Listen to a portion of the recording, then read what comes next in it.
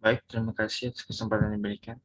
Pada kesempatan kali ini, saya akan mempresentasikan tugas chapter 12 akuntansi keuangan bank pertama. Yang pertama itu exercise 12.3. Bank Romospa memiliki jumlah berikut yang dilaporkan dalam buku besar umum pada tanggal 31 Desember 2019.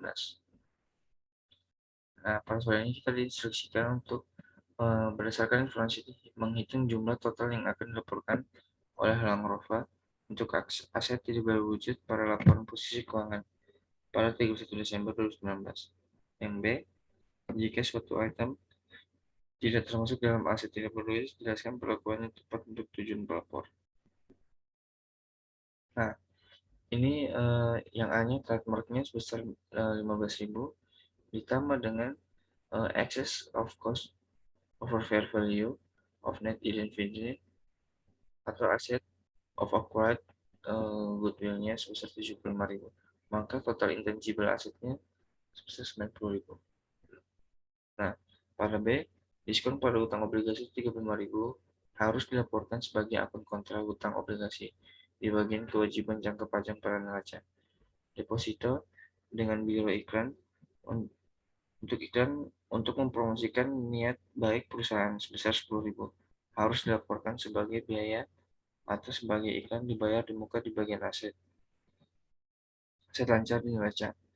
Biaya iklan pada umumnya dibebankan pada saat terjadinya atau saat pertama kali digunakan.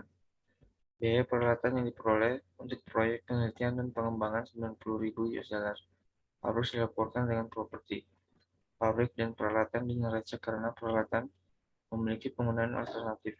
Biaya pengembangan formula rahasia untuk produk yang diharapkan akan dipasarkan setidaknya selama 20 tahun sebesar 80.000 US$ harus diklasifikasikan sebagai biaya penelitian dan pengembangan pada laporan laba rugi. Berikut exercise 12.9. Devon Harris Company telah memberikan informasi tentang aset tidak berwujud sebagai berikut.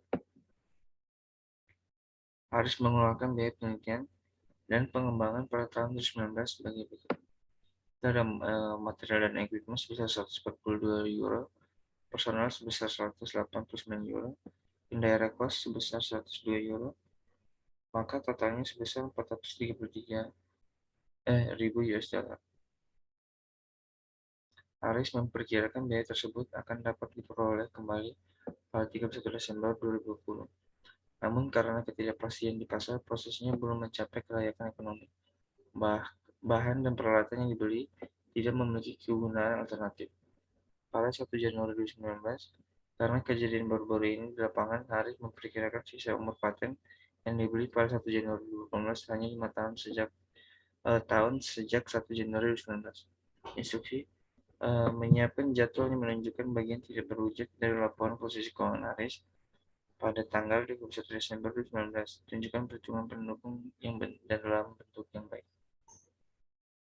Berikut pada 2019, research and development expense-nya sebesar 170.000 pada debit dan cash-nya pada kredit sebesar 170. Kemudian ada paten yang sebesar 18.000 pada cash sebesar 18.000. Kemudian amortisasi expense pada paten yang sebesar 450. Didapat dari 18.000 dibagi 10 dikali 3 per 12. Pada tahun 2019, amortisasi expense pada paten yang sebesar 1.800. Lanjut pada tahun 2020, paten pada cash yang sebesar 9.480. Kemudian ada amortisasi expense pada paten yang sebesar 1.940 didapat dari 750 ditambah 1.190. Lanjut tahun 2021, amortisasi expense pada paten sebesar 2.040.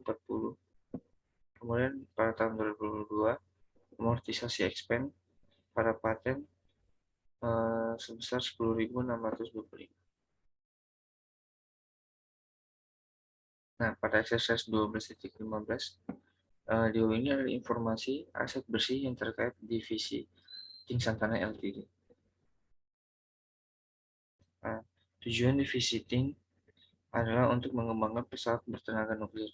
Jika berhasil, penundaan perjalanan yang terkait dengan pengisian bahan bakar dapat dikurangi secara substansial.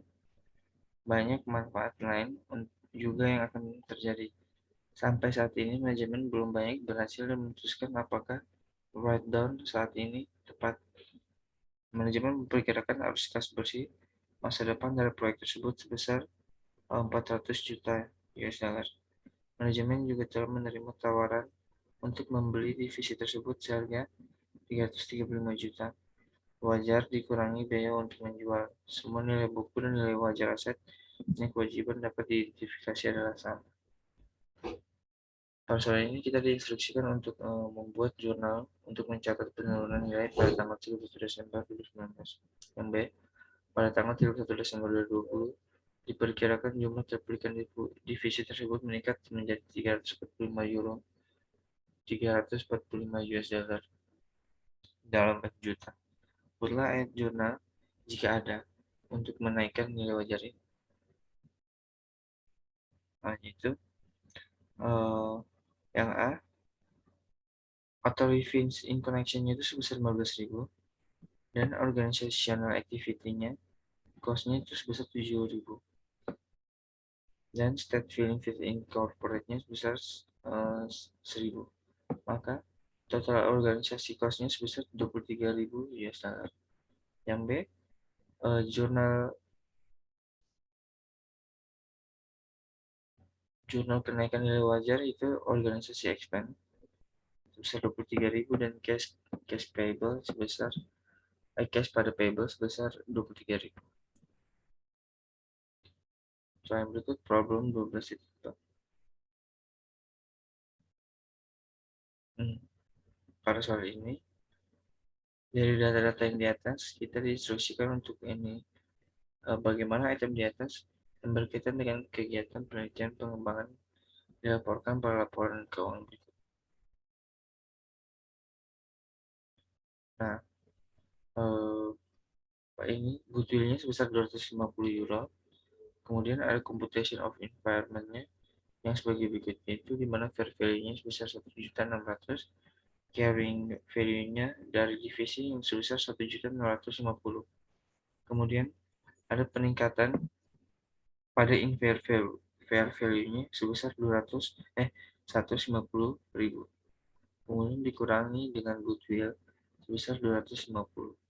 Maka totalnya 1.600.000 dikurangi 1.550, maka implied fair value of goodwill-nya sebesar 50.000. Kemudian ada carrying value of goodwill yang sebesar 250.000.